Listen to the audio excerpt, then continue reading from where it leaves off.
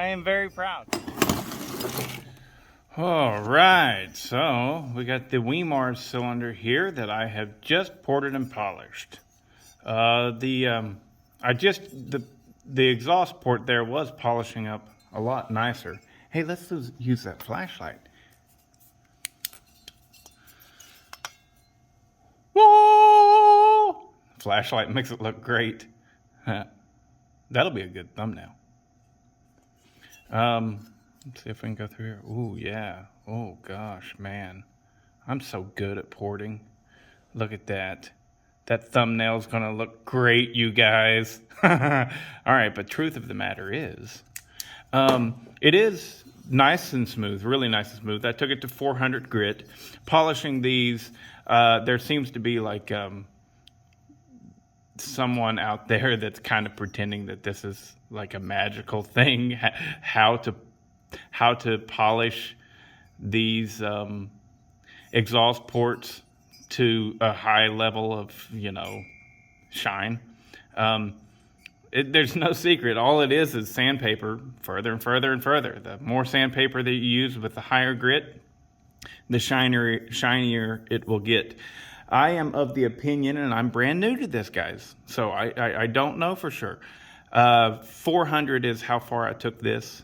I started with 80 grit, moved to 120, then moved to 240, then moved to 400.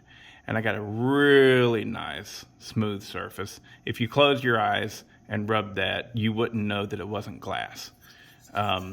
So it's a really nice surface.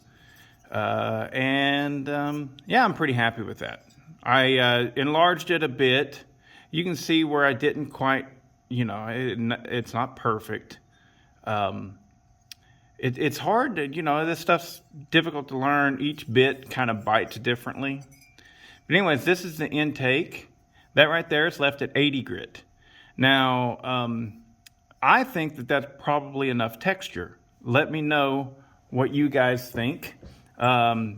But it's not quite as rough as a cat's tongue. It is kind of smooth. But I had done such a poor job with my actual bits. I was grinding out divots and stuff, and I think that smooth flow versus hitting lumps, this would probably be better. But anyways, it's 80 grit right there, and I think that that's probably going to work nicely. And now, for the transfers, I have, my neighbor has one of these, and he let me borrow it. And I could still barely get in there to it. I mean, you can barely do anything with this. It's just so tight down in there. But I did raise them 1 millimeter, which is according to the little recipe that I have. Basically, it was not quite a millimeter for the transfers, not quite a millimeter raised on the exhaust port, and a little bit more than a millimeter dropped out of the bottom of the intake. And that is what I did. And no base gasket. So without a base gasket, so this thing had a good squish on it. I was really shocked. With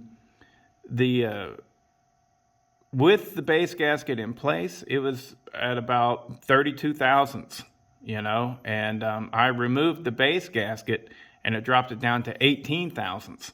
And so I was like, oh, hell yeah, let's just go with that. So I did not take anything off of the base.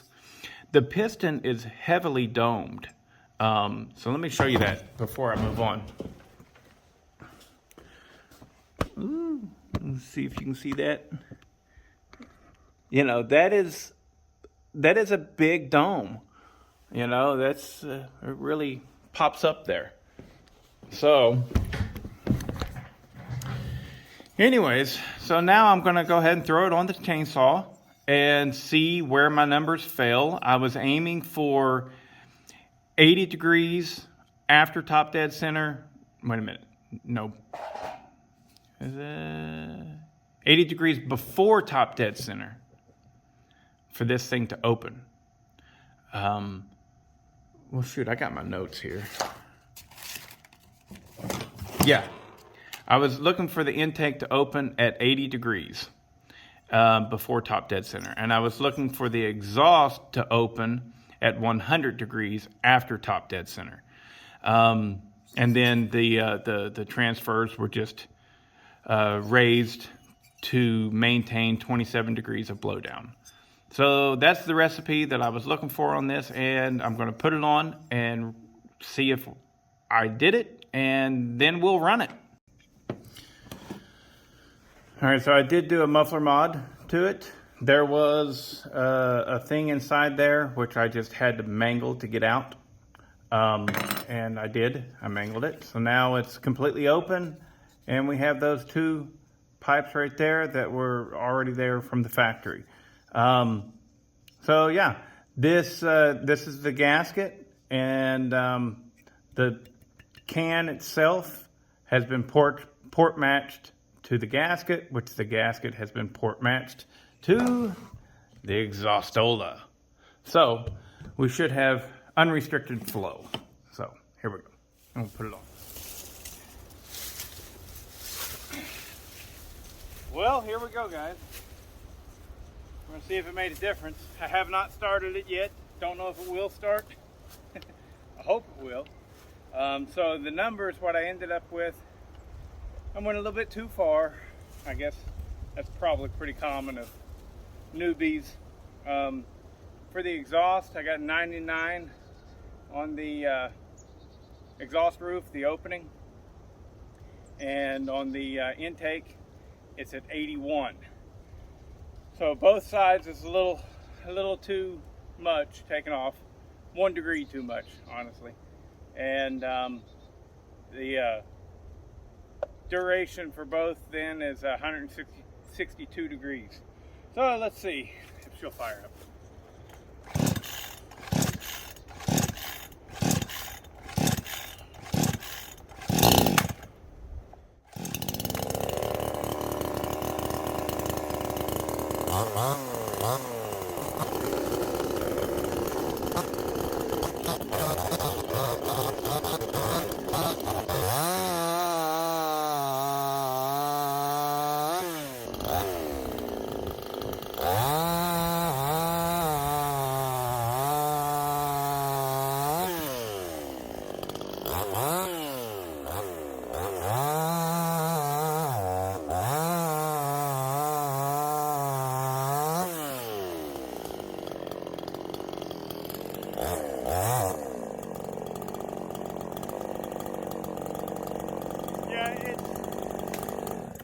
It's always difficult to make statements like I'm about to make, because I do this thing called the Woodsman Whack-Off, and it will call you on your BS. You know, whenever you actually legitimately put these saws up against the competition and stuff, it definitely has gained power over what it used to have. This feels more comparable to my 353. Yeah, I have the Red Max. It's not a Husqvarna. Feels more comparable to a Husqvarna 353 or even a stock 346. And that's like, I don't know. You know, maybe it's just all mumble jumble and BS, but it definitely feels stronger, and I like it. Sounds good too.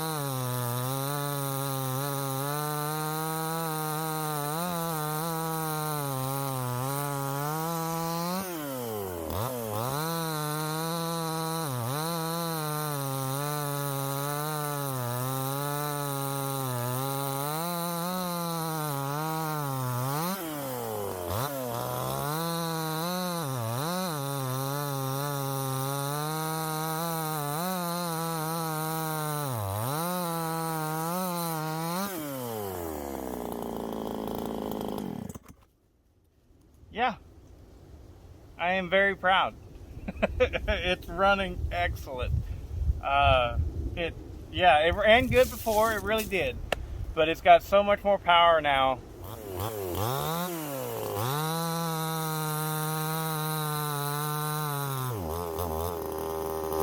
Oh, she ain't so easy on gas anymore. I do believe I just ran out my tank.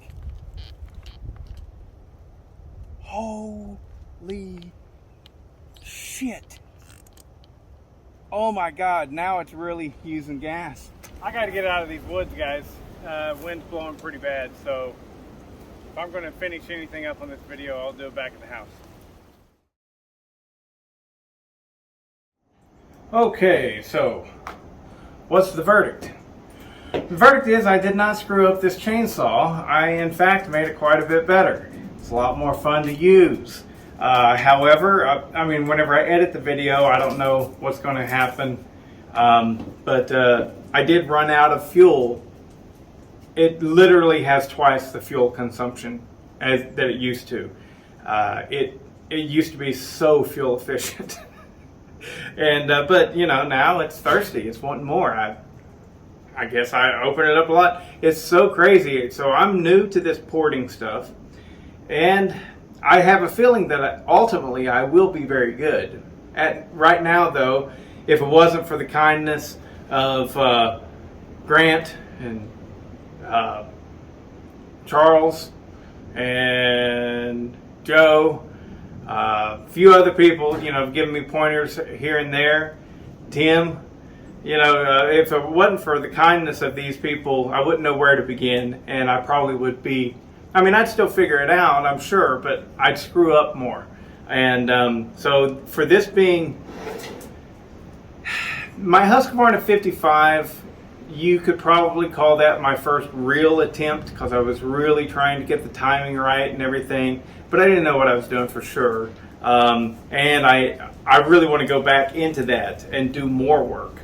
But this one right here, you can say it's my sophomore attempt at actually porting one of these saws, not just a cleanup port. I actually changed the timing and was very specific about the timing, and it worked. It did really, really, really well. I'm very happy. Very, very happy. It's difficult. Hey, babe. It's difficult to figure out, you know, what to compare it to, because, you know, part of me really wants to compare it to the 346 XP. It's running strong. It's running nice. A stock one, a stock 346. You know. But then I got, that's stupid. There's no way. And I think that that's a legit. There's no way. But if you're not running them one right after the other, it's extremely difficult to tell. You know, you're splitting hairs. But I would say that definitely this feels very, very much like a solid Husqvarna 353. Or my Red Max G5300. Same saw. It feels very much like that now, and before it was a kitten in comparison. So it really made a difference, and I'm very happy, very proud of myself, and I'm very thankful, grateful to you guys that gave me little pointers here and there, and some numbers that I should aim for and stuff. I look forward to my next one, because it's really cool. But yeah, you know, it's no Thunder Kitten. Don't worry, Charlie. This is never going to compete with the Thunder Kitten. It just does not pull like that thing does. That thing really just gets in there and just tears it up. But it's good. I think stock, it's realistic to think that this thing probably has about 1.5 horsepower. I'm sorry, 2.5 horsepower. I wouldn't doubt it one bit if I now have 3.5 horsepower. Maybe a touch more, you know, or maybe, you know, somewhere right there, 3.5 horsepower or so. I bet. Yeah, it's just freaking. It's a good little saw. Eventually, it'll break. All things do, and but we'll see if getting a little bit more power out of it is going to tear up the bottom end now, or whatever. But yeah, I like it. For right now, I'm not going to do anything else with it. Use it time to time. Keep it in the toolbox of my truck. That's where it's going to live. So, yeah, I like the Wemars. So.